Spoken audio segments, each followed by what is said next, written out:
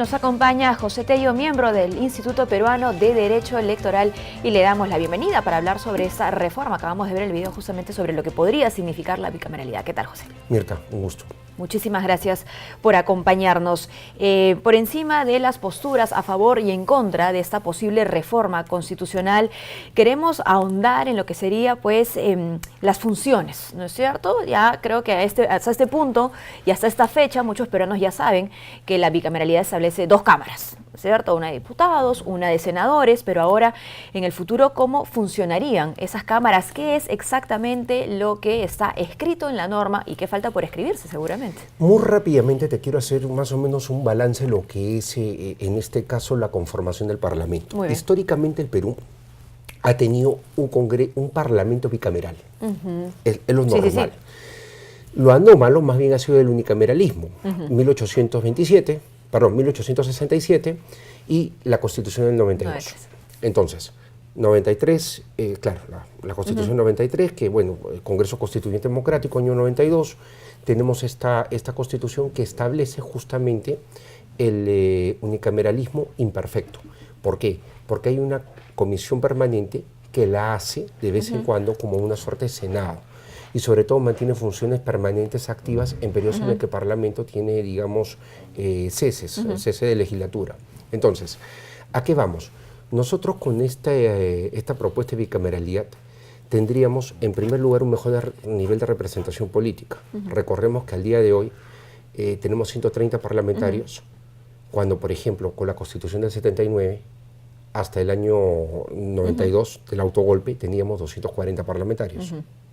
Teníamos poco menos de la mitad de la población, poco más que la de la población actual, algo de 20. La población ha crecido, sin embargo, no nuestros representantes. Claro. Entonces, ¿qué ocurre? Hay un problema en su representación, pero a lo que íbamos, esta posibilidad de tener bicameralidad nos permitiría que la Cámara de Diputados saque leyes y sea más bien el Senado quien revise las leyes. Ahí está justamente las funciones, ¿no es cierto? Lo que tienen que entender nuestros televidentes, porque en la actualidad no es que alguien esté ejerciendo algún tipo de control sobre aquello que se promulga desde el legislativo.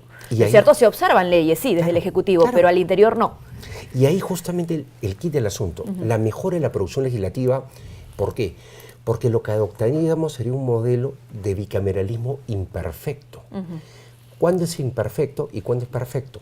Perfecto es cuando las dos cámaras legislan, y eso es a veces bien complicado, se cruzan. Me imagino. Pero es diferente cuando bajo un modelo imperfecto tenemos la Cámara Legisladora, que es la de diputados, y la de senadores, que es la Cámara Revisora. Y así lo establece la norma. Así lo establece, y ese modelo es un modelo bastante saludable. Hoy en día, reitero, tenemos un unicameralismo que no es perfecto por la existencia justamente de esta comisión permanente, que, como te digo, es una emulación, no llega a ser un Senado, pero digamos es un órgano que permanente. Pasa por allí. Claro, ¿no? Que pasa por ahí, representación y todo.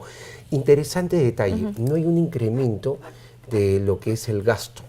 La bicameralidad, como se plantea, nos llevaría a tener un tope constitucional del 0.45% del gasto público.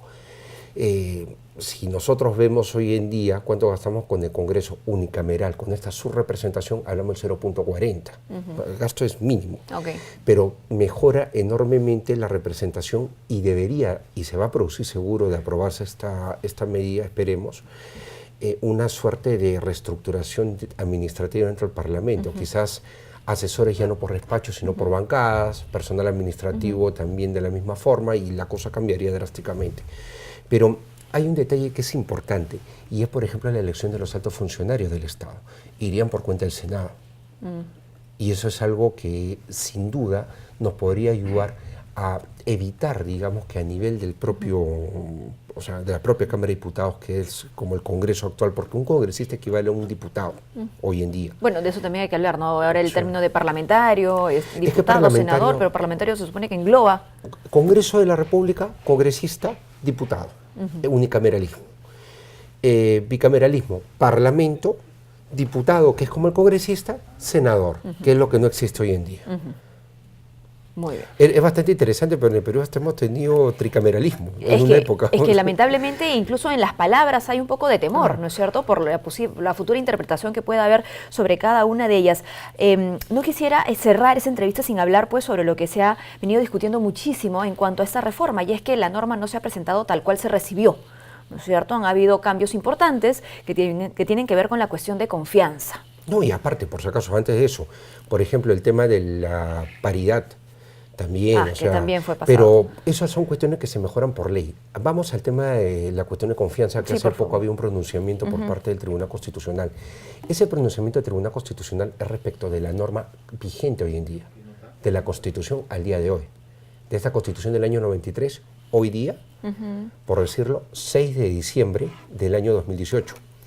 Con el referéndum sería modificada la Constitución si se aprueba esta reforma constitucional. Por ende, el fallo del Tribunal Constitucional tendría que ser un referente, pero es bajo un nuevo texto constitucional que la cosa podría cambiar. Sí, hay un cambio drástico. Y por si acaso, eso es importante de tener en cuenta.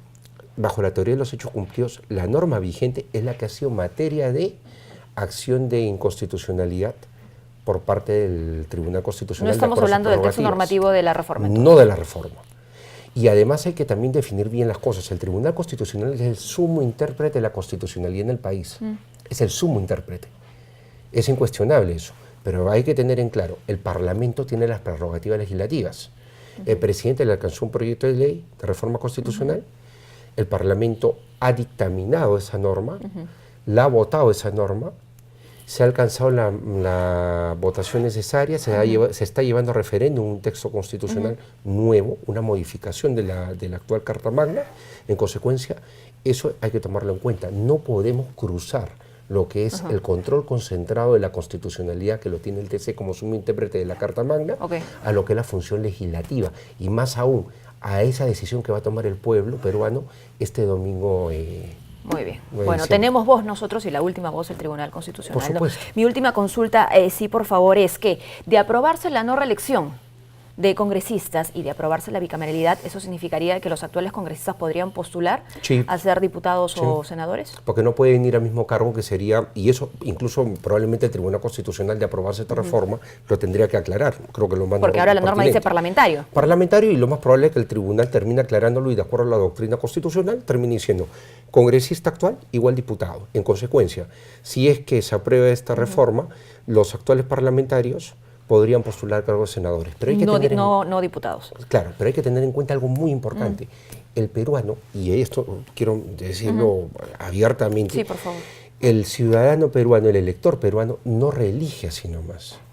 Es un reelector, o sea, la reelección, mejor dicho, no es el común denominador. Esa razón del 21-22% de congresistas que terminan siendo reelectos. Claro, pero que ha ido subiendo, ¿no? Del 15 al 20 al 25 en los últimos procesos electorales. Pero de todas maneras es un porcentaje, bueno, y yo sé que es menor dentro de la región, ¿no? Por lo menos entre el 2011 y el 2016 vamos a ese porcentaje. Chile, por ejemplo, tiene 63%. Entonces, veamos un poco de que nosotros no es que reelijamos con facilidad.